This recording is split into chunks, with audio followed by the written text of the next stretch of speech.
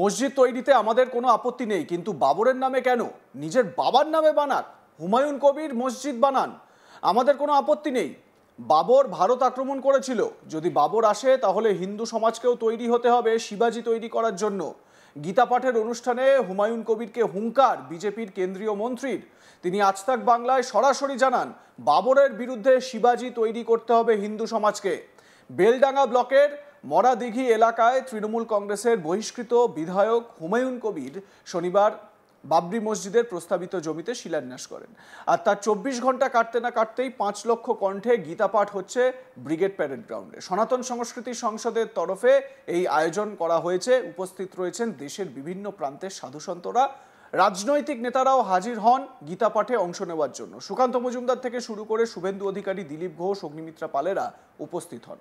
মুর্শিদাবাদে বাবরি মসজিদ হওয়া প্রসঙ্গে আজ তাক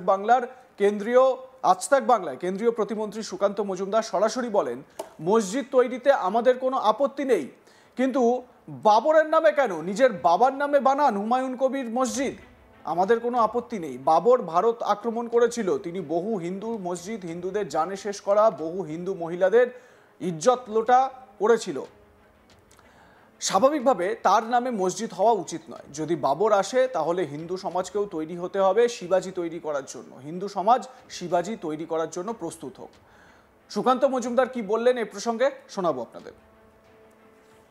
এই যে হুমায়ুন কবির বাবরি মসজিদে শিলান্যাস করেছেন, এই মঞ্চ থেকে সমস্ত সাধু সমাজের পক্ষ থেকে তার বিরোধিতা করা হচ্ছে এবং তারা বলছে আমরা শেষ পর্যন্ত ধর্মযুদ্ধে যেতে রাজি আছি। দেখুন, আমরা পরিষ্কার ভাবে বলছি, আপনি মসজিদ তৈরি করবেন, আমাদের কোনো আপত্তি নেই, কিন্তু আপনি বাবরের নাম কেন দিতে? নিজের বাবার নামে বানান, নিজের নামে বানান, হুমায়ুন কবির মসজিদ বানান, আমাদের কোনো আপত্তি থাকবে না।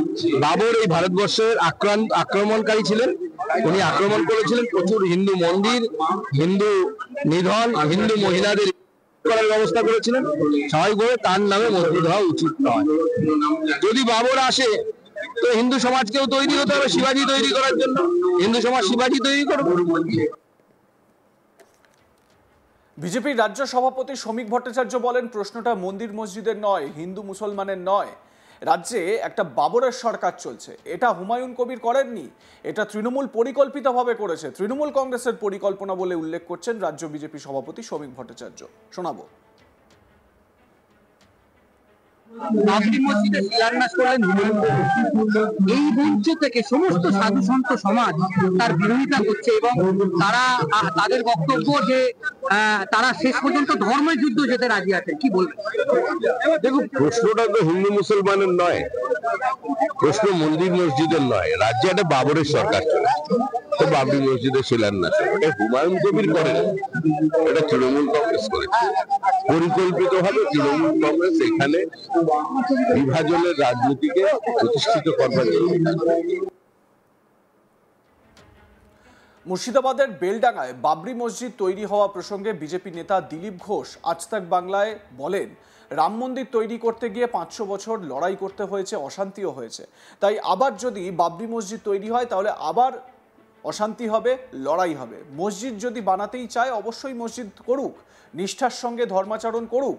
পশ্চিমবঙ্গে মুসলমানরা অবহেলিত, অশিক্ষিত, দরিদ্র, তাদের উন্নয়নের চিন্তা নেই, তাদের ভোটের চিন্তা করেই এইসব করা হচ্ছে। মমতা ব্যানার্জিও তাই করেছেন। দিলীপ ঘোষ কি বলেছেন শুনুন।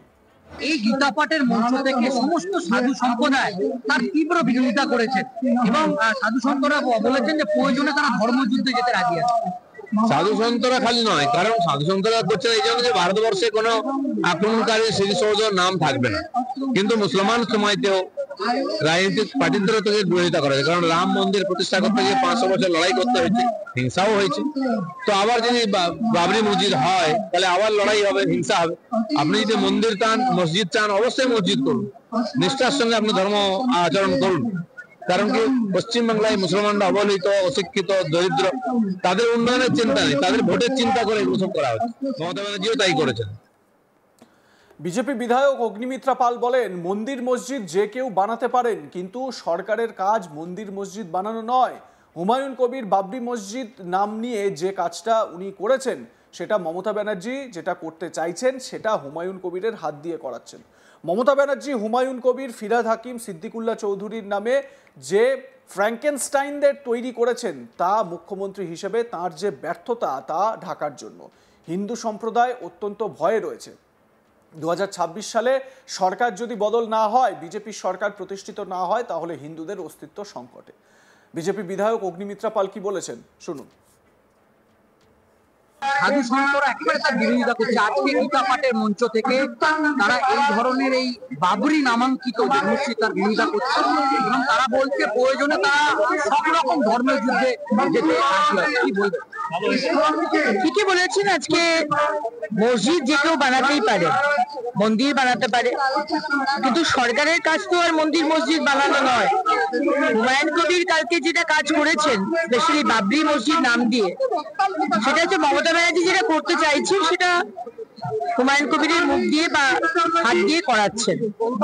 ফ্র্যাঙ্কেনস্টাইন উনি তৈরি করেছেন মমতা ব্যানার্জি হুমায়ুন কবির নামে, ফিরহাদ হাকিম নামে, সিদ্দিকুল্লাহ চৌধুরীর নামে। সেটাই 15 বছরের যে ব্যর্থতা মুখ্যমন্ত্রী, সেটাকে ঢাকার জন্য।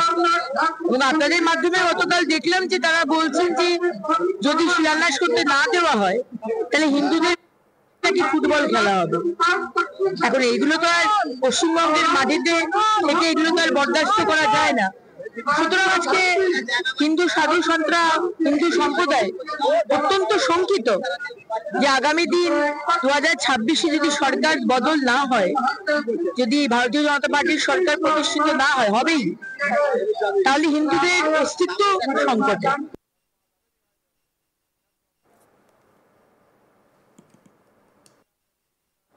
সুকান্ত মজুমদার তিনি তার বক্তব্যে একটা জিনিস স্পষ্ট করেছেন। তিনি বলছেন যে মসজিদ তৈরি হোক তাতে কোনো আপত্তি থাকার কথা নয়, কিন্তু বাবরের নামে কেন মসজিদ তৈরি করা হবে? বিজেপি নেতারা তারা কিন্তু এই একটা জায়গাতেই সবাই কিন্তু একেবারে হুমায়ুন কবির সহ তৃণমূল কংগ্রেস, মমতা বন্দ্যোপাধ্যায়কে আক্রমণ শানাচ্ছেন।